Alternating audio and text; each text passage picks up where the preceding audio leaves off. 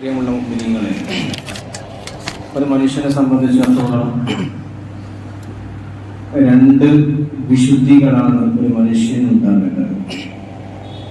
ഒന്ന് സാമ്പത്തിക വിശുദ്ധി, മറ്റൊന്ന് ലൈംഗിക വിശുദ്ധി. ഇതാണ് ഒരു മനുഷ്യനെ സംബന്ധിച്ചിടത്തോളം അവരുടെ ജീവിതത്തിൽ ഉണ്ടാകേണ്ട രണ്ട് വിശുദ്ധികൾ. ഈ രണ്ട് വിശുദ്ധികൾ മനുഷ്യനിൽ നിന്ന് നഷ്ടപ്പെട്ടു പോയാൽ അവൻ തകർന്നവനാണ്, ഒരു മൂല്യവും ഇല്ലാത്തവനായി പോകും. ഈ രണ്ട് വിശുദ്ധികൾ മനുഷ്യന് നഷ്ടപ്പെട്ടു പോയാൽ ഹബീബായ നബി സല്ലല്ലാഹു അലൈഹി വസല്ലം തങ്ങൾ നമുക്ക് വലിയ മുന്നറിയിപ്പ് നൽകിയിട്ടുണ്ട്. ലയഅതിയന്ന അലന്നാസി സമാനുൻ ലാ യുബാലിൽ മർഉ ബിമാ അഖദൽ മാല അമിനൽ ഹലാലി അമിനൽ ഹറാമി. ഒരു കാലഘട്ടം വരാനുണ്ട്.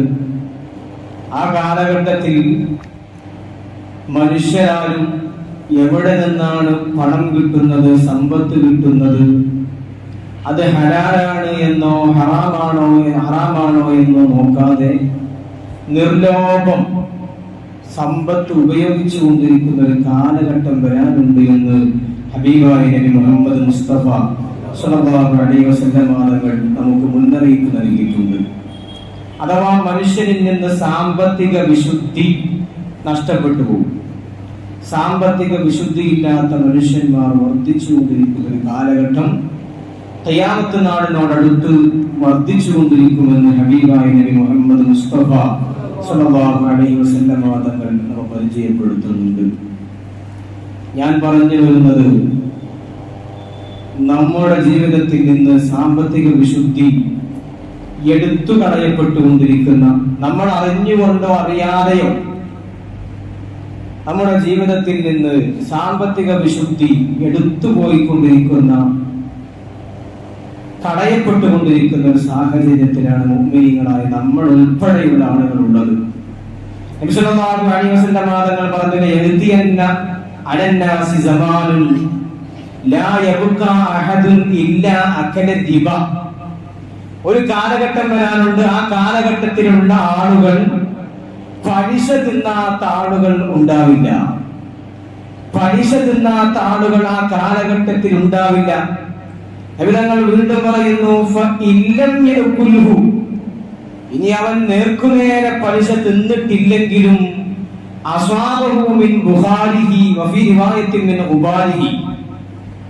ആ പലിശയുടെ പുകയെങ്കിലും അതിന്റെ പൊടിയെങ്കിലും എത്താത്ത ഒരു മനുഷ്യനും ഉണ്ടാവില്ല എന്ന് ഹബീബായ നബി മുഹമ്മദ് മുസ്തഫ സ്വല്ലല്ലാഹു അലൈഹി വസല്ലം തങ്ങൾ നമ്മെ ഉത്ബോധിപ്പിച്ചിട്ടുണ്ട്. വലിയ ഗൗരവമുള്ള ഒരു വിഷയമാണ് നബി സല്ലല്ലാഹു അലൈഹി വസല്ലം തങ്ങൾ പറഞ്ഞത്. പലിശയുമായി ബന്ധപ്പെടുക, പലിശയുമായി സാമ്പത്തികമായി മനുഷ്യൻ ഉന്നതിക്ക് ആഗ്രഹിക്കുന്നവനാണ്.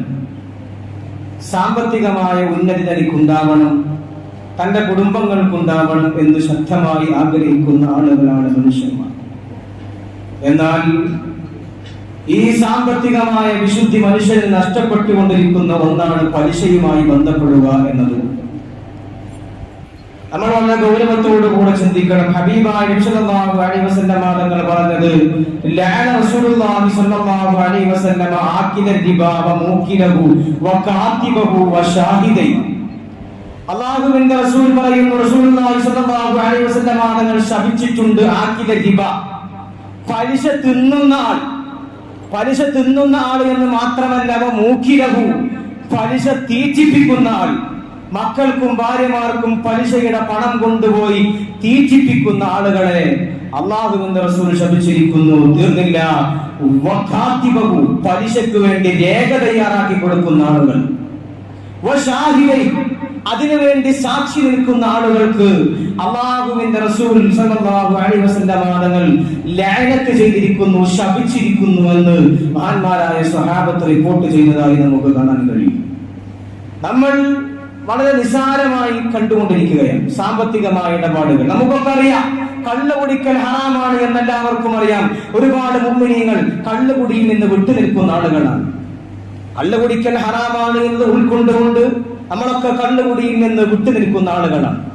എന്നാൽ അതുപോലെ തന്നെ അല്ലെങ്കിൽ കള്ളുകുടിയേക്കാൾ വലിയ ഗൗരവമുള്ള ഹറാമാണ് പലിശ, പലിശയുമായി ബന്ധപ്പെടുക എന്നത്.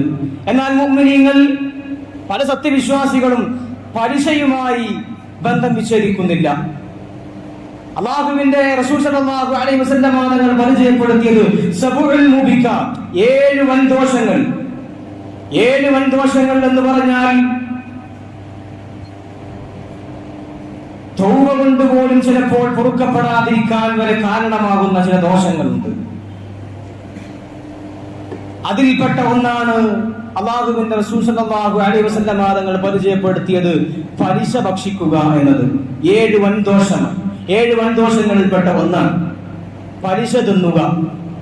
വളരെ നിസ്സാരമായി കാണുന്ന നമ്മുടെ സാഹചര്യത്തിൽ, നമ്മുടെ സാഹചര്യങ്ങൾ കൊണ്ട് നമ്മൾ അതിന് അടിമപ്പെട്ടുകൊണ്ടിരിക്കുകയാണ്.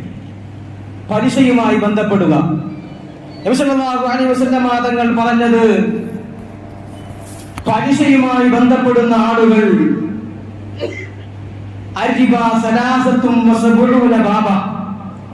പലിശയ്ക്ക് 73ഓളം വൻ വിപത്താണ് പലിശയിൽ ഒളിഞ്ഞു കിടക്കുന്നത്. നബി സല്ലല്ലാഹു അലൈഹി വസല്ലം തങ്ങൾ പറയുന്നു, ഐസറുഹാ മിസ്ലു അൻ യൻകിഹ റജുലു ഉമ്മഹു. ഏറ്റവും പലിശയുടെ ഏറ്റവും ചെറിയ 73ഓളം കുറ്റങ്ങൾ പലിശയിലുണ്ട്.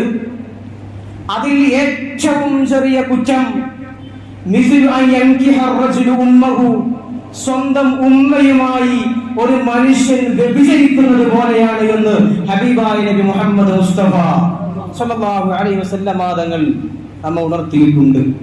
നമ്മൾ ഗൗരവത്തോടു കൂടി ചിന്തിക്കേണ്ടതില്ലേ? നമ്മുടെ സാമ്പത്തിക ഇടപാടുകൾ, നമ്മുടെ കച്ചവടങ്ങൾ, നമ്മുടെ മറ്റു കാര്യങ്ങളൊക്കെ അത് ഹലാലായ മാർഗത്തിലൂടെ ആവേണ്ടതില്ലേ? വളരെ ഗൗരവത്തോടു കൂടെ ചിന്തിക്കണം. മഹാന്മാരായ ഫുഖഹാ വളരെ കൃത്യമായി രേഖപ്പെടുത്തിയിട്ടുണ്ട് പലിശ വരുന്ന വഴികൾ.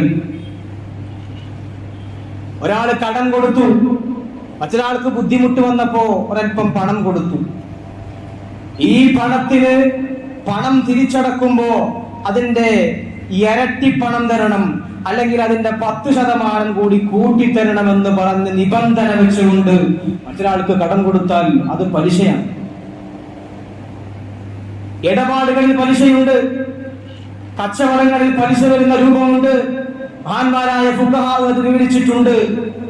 ഒരാൾ ഒരേ ഇനത്തിൽപ്പെട്ട 2 വസ്തുക്കൾ വിൽക്കുമ്പോൾ, കച്ചവടക്കാർ പ്രത്യേകം ശ്രദ്ധിക്കണം. ഒരാൾ ഒരേ ഇനത്തിൽപ്പെട്ട 2 വസ്തുക്കൾ വിൽക്കുമ്പോൾ, സ്വർണത്തിന് പകരം സ്വർണം വിൽക്കുമ്പോൾ, അല്ലെങ്കിൽ വെള്ളിക്ക് പകരം വെള്ളി വിൽക്കുമ്പോൾ, ഭക്ഷണ സാധനങ്ങൾക്ക് പകരം ഭക്ഷണ സാധനങ്ങൾ വിൽക്കുമ്പോൾ, മഹാന്മാരായ ഫുഖഹാ രേഖപ്പെടുത്തി വെച്ചു 3 നിബന്ധനകൾ പാലിക്കണം. 3 നിബന്ധനകൾ പാലിച്ചില്ലെങ്കിൽ അവിടെ പലിശ വരും. സ്വർണത്തിന് പകരം സ്വർണം വിൽക്കുമ്പോൾ, വെള്ളിക്ക് പകരം വെള്ളി വിൽക്കുമ്പോൾ 3 നിബന്ധനകൾ പാലിക്കണം. ഒന്ന് ഹുലൂൽ, മഹാന്മാരായ പണ്ഡിതന്മാർ വെക്കുന്നു. ഹുലൂൽ, പരസ്പരം റൊക്കമായി സാധനം കൊടുക്കണം, കടം പറയാൻ പാടില്ല. മറ്റൊന്ന് പറയുന്നു തഖാബുദുൻ ഖബല തഫറുഖ്, സദസ്സിൽ നിന്ന് എവിടെ വെച്ചാണോ ഇടപാട് നടത്തുന്നത്, കച്ചവടം നടത്തുന്നത്, അവിടെ നിന്ന് വിട്ടുപിരിയുന്നതിന് മുമ്പ് പരസ്പരം സാധനങ്ങൾ കൈമാറ്റം ചെയ്യണം, അല്ലെങ്കിൽ പലിശ വരും. പണ്ഡിതന്മാർ രേഖപ്പെടുത്തുന്ന മറ്റൊരു നിബന്ധന, 2 വസ്തുക്കളും പരസ്പരം കൈമാറ്റം ചെയ്യുമ്പോ തുല്യത വേണം. സ്വർണത്തിന് പകരം സ്വർണം വിൽക്കുമ്പോ 1 പവൻ സ്വർണത്തിന് പകരം 2 പവൻ സ്വർണം വിൽക്കാൻ പാടില്ല. മഹാന്മാരായ ഫുഖഹാ രേഖപ്പെടുത്തി വെക്കുന്നു. ഇന്ന് പല ബിസിനസ്സുകളിലും അത് കണ്ടുകൊണ്ടിരിക്കുന്നു. വളരെ ഗൗരവത്തോടുകൂടെ നമ്മൾ ചിന്തിക്കണം. പല ഇംഗ്ലീഷ് പേരുകളിലും പലതും സുലഭമാണ്, എല്ലാം പലിശയിൽ അധിഷ്ഠിതമാണ്. പല സംഗതികളും നമ്മളൊക്കെ അറിയാതെ പലിശയുടെ ഇരകളായി കൊണ്ടിരിക്കുകയാണ്. അല്ലാഹുവിന്റെ റസൂൽ സ്വല്ലല്ലാഹു അലൈഹി വസല്ലം തങ്ങൾ വിശുദ്ധമാക്കപ്പെട്ട ഇസ്ലാം വളരെ ഗൗരവത്തോടുകൂടെ വിലക്കിയ കാര്യമാണ് പലിശ. ആ പലിശക്ക് നാം അറിഞ്ഞുകൊണ്ടോ അറിയാതെയോ ഇരകളായി തീരുന്നു. വളരെ ഗൗരവത്തോടുകൂടെ ചിന്തിക്കണം. മനുഷ്യന്റെ ആർത്തിയാണ് പലിശ വാങ്ങാൻ പ്രേരിപ്പിക്കുന്നത്. പല ആളുകളും പലിശ എടുക്കാൻ ബാങ്കിൽ പോയി പലിശാധിഷ്ഠിതമായ ലോൺ എടുക്കാൻ, പലിശാധിഷ്ഠിതമായ ഇൻസ്റ്റാൾമെന്റുകൾ ചെയ്യാൻ ആളുകൾ തയ്യാറാകുന്നു. എന്താണ്? മനുഷ്യന്റെ ആർത്തി, സമ്പത്തിനോടുള്ള ആർത്തി. അതാണ് ഇതിനൊക്കെ കാരണം. പല ആളുകളും ബാങ്കുമായി പലിശാധിഷ്ഠിതമായ ഇടപാടുകൾ നടത്തുന്നു. അതൊന്നും പാടില്ല. ഒരു മനുഷ്യന്റെ ഹൃദയത്തിന്റെ ഉള്ളിലേക്ക്, മനസ്സിന്റെ ഉള്ളിലേക്ക്, ശരീരത്തിന്റെ ഉള്ളിലേക്ക് ഹറാമ് പോവാൻ പാടില്ല. ഹറാമായ ഭക്ഷണം ഇറങ്ങാൻ പാടില്ല. അത് മനുഷ്യന് വലിയ ഗൗരവമുള്ള, മനുഷ്യന്റെ തലമുറകളെ തന്നെ ബാധിക്കുന്ന ഒരു പ്രശ്നമാണത്. ഹറാമ് മനുഷ്യന്റെ ശരീരത്തിലേക്ക് ഇറങ്ങുക എന്നത് തലമുറകളെ ബാധിക്കും. നമുക്ക് മാത്രമല്ല പ്രശ്നം വരിക, നമ്മുടെ മക്കളെ ബാധിക്കും. അത് നമ്മുടെ മക്കളുടെ മക്കളെ ബാധിക്കും. അങ്ങനെയാണ് മക്കളുടെ മക്കൾ, അല്ലെങ്കിൽ മക്കളൊക്കെ ഇസ്ലാമിന്റെ വഴികളിൽ നിന്ന് വ്യതിചലിച്ചു പോകാനുള്ള കാരണമായത് തീരും. മഹാന്മാരായ പണ്ഡിതന്മാർ വളരെ കൃത്യമായി നമുക്ക് വിവരിച്ചു തരുന്നുണ്ട്. മഹാനായ അബൂബക്കർ സിദ്ദീഖ് റളിയല്ലാഹു അൻഹുവിന്റെ മുമ്പിലേക്ക് തന്റെ അടിമ ഒരിക്കൽ ഒരു ഭക്ഷണം കൊണ്ടുവന്നു. മഹാനായ അബൂബക്കർ സിദ്ദീഖ് റളിയല്ലാഹു അൻഹു ആ ഭക്ഷണം എടുത്ത് ഭക്ഷിച്ചു. ഭക്ഷിച്ചതിന് ശേഷമാണ് ചോദിച്ചത്, ഇത് നിനക്ക് എവിടെ നിന്നാണ് കിട്ടിയത്? ഈ ഭക്ഷണം എവിടെ നിന്നാണ് നിനക്ക് കിട്ടിയത്?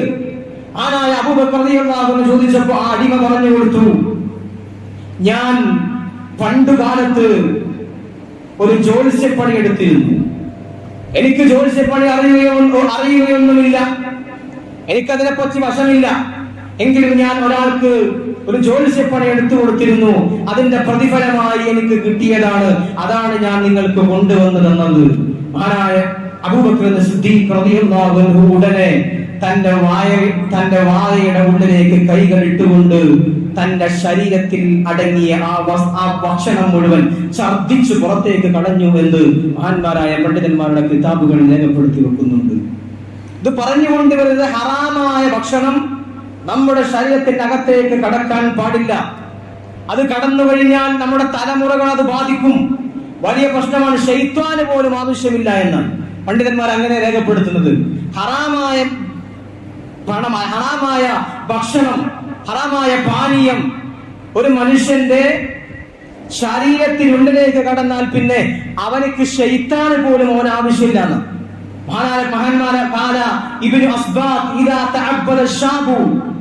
ഒരു മനുഷ്യൻ ഇബാദത്ത് എടുത്തു കഴിഞ്ഞാൽ ശൈത്താൻ അവന്റെ കൂട്ടുകാരോട് പറയും, ഈ മനുഷ്യൻ ഭയങ്കര ഇബാദത്ത് എടുക്കുന്ന മനുഷ്യനാണ്, അതുകൊണ്ട് നിങ്ങൾ ഇയാൾ എന്താണ് തിന്നുന്നത്, ഇയാൾ തിന്നുന്നത് ഹലാലാണോ ഹറാമാണോ എന്നൊന്ന് പരിശോധിച്ച് വരണമെന്ന് ശൈത്താൻ തന്റെ അനുയായികളോട് പറയും. അപ്പോൾ അയാൾ ഭക്ഷിച്ച ഭക്ഷണം ഹറാമിന്റെ ഭക്ഷണമാണെങ്കിൽ ശൈത്താൻ പറയും, നിങ്ങൾ ഇനി ഓനെ പയപ്പിക്കാൻ പോകണ്ട, നിങ്ങൾ പയപ്പിക്കാൻ പോകണ്ട, ഓൻ സ്വയം പയച്ചു പോയിക്കോളും എന്നാ പറഞ്ഞത്. നിങ്ങൾ ഓനെ വിടണം. ഇനി ഓൻ തന്നെ സ്വയം പയച്ചോളും. ഹറാമായ ഭക്ഷണം ഉള്ളിലേക്ക് പോയാൽ അവൻ തന്നെ സ്വയം പയച്ചോളും, നിങ്ങൾ ആരും ഇനി പയപ്പിക്കാൻ പോകണ്ട എന്ന് ശൈത്താൻ തന്നെ സഹായികളോട് പറയുമെന്ന് മഹാന്മാരായ പണ്ഡിതന്മാർ രേഖപ്പെടുത്തി വെക്കുന്നു. അതുകൊണ്ട് വളരെ ഗൗരവത്തോടുകൂടെ നമ്മൾ ചിന്തിക്കണം. വിധങ്ങൾ പറയുന്നു,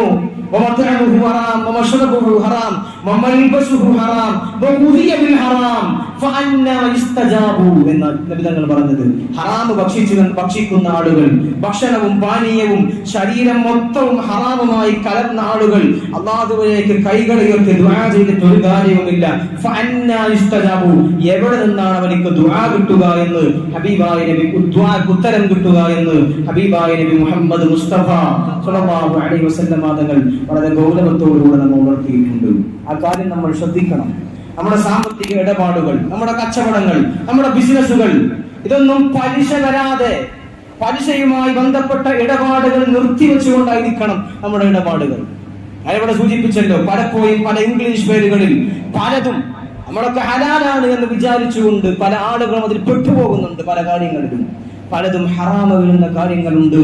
അത് വളരെ ഗൗരവത്തോടുകൂടെ മനസ്സിലാക്കി ചിന്തിച്ചുകൊണ്ട് നമ്മൾ ഇടപെടണം എന്ന് മാത്രം സൂചിപ്പിച്ചുകൊണ്ട് അല്ലാഹു സുബ്ഹാനഹു വ തആല നമ്മെ പലിശയുടെ ബുദ്ധിമുട്ടുകളിൽ നിന്ന്, പ്രയാസങ്ങളിൽ നമ്മെ എല്ലാവരെയും കാത്തുരക്ഷിക്കുമാറാവട്ടെ.